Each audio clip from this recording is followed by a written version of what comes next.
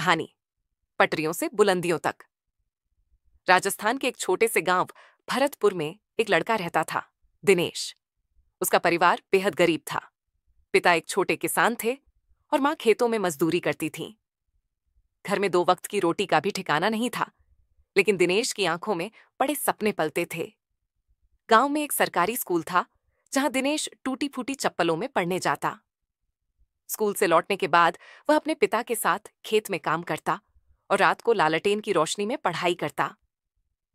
वह अक्सर गांव के स्टेशन पर जाकर ट्रेनें देखा करता और कहता, एक दिन मैं भी इस पटरी से जुड़ जाऊंगा, लेकिन मुसाफिर बनकर नहीं, रेल वाले बनकर।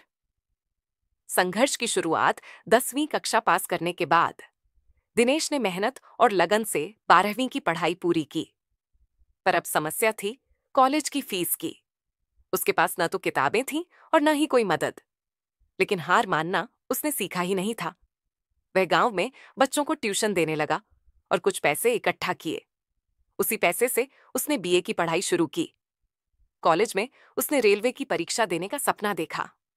दिन रात मेहनत की, पुराने पेपर, गाइड और सामान्य ज्ञान की किताबें जुटाईं। कई बार भूखा रहकर, पानी पीकर पढ़ाई की, लेकिन कभी शिकायत नहीं की। पहली सफलता 3 साल की कड़ी मेहनत के बाद दिनेश रेलवे में ग्रुप डी की परीक्षा दी और पास हो गया।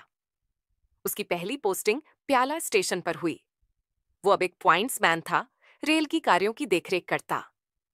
सूरज उगने से पहले काम शुरू होता और देर शाम तक चलता, लेकिन दिनेश को कोई थकान नहीं होती। उसकी मुस्कान अब रोज चलती ट्रेन की सीटी में सुनाई देती। स्टेशन मास्टर ने एक दिन कहा, तू अलग है दिनेश, तेरे अंदर कुछ खास बात है।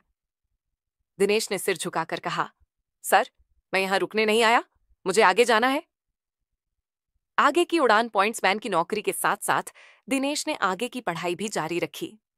उसने ग्रुप सी की परीक्षा दी और उसमें भी चयनित हुआ। अब वह टीसी, टिकट कलेक्टर बन गया। यह उसकी मेहनत का दूसरा पड़ाव था। अब वह यात्रियों से विनम्रता से बात करता, सीट की व्यवस्था करता और बुजुर्गों की सहायता करता। कई लोग उसकी कार्यशैली से प्रभावित होकर स्टेशन मास्टर तक उसकी तारीफ पहुंचाते। एक दिन ट्रेन में एक वरिष्ठ रेलवे अधिकारी यात्रा कर रहे थे। दिनेश ने उन्हें पहचान नहीं पाया और उन्हें भी वैसे ही सेवा दी जैसे सबको देता था, ईमानदारी और आत्मीयता से। अधिकारी ने सफर के बाद उसकी तारीफ की और बाद में विभाग को पत्र लिखकर दिनेश के प्रमोशन की सिफारिश की। बड़ी छलांग कुछ ही समय में दिनेश को स्टेशन मास्टर बना दिया गया। लेकिन उसका सपना यहीं नहीं थमा। उसने रेलवे की इंटरनल डिपार्टमेंटल परीक्षा दी और एक दिन वह स्टेशन सुपरवाइजर बन गया। अब वह वही आदमी था जो कभी पटरियों पर पसीना बहाया करता था। अब ऑफिस में बैठकर दर्जनों ट्रेनों की व्यवस्था देखता था। लेकिन उसने कभी घमंड नहीं किया। वह अक्सर नए कर्मचारियों से कहता, मैं वहीं से आया हूं जहां तुम हो। अगर तुम भी मेहनत करोगे तो एक दिन तुम भी यहां पहुंच सकते हो। समाज के लिए उदाहरण दिनेश ने अपने गांव को नहीं भुलाया।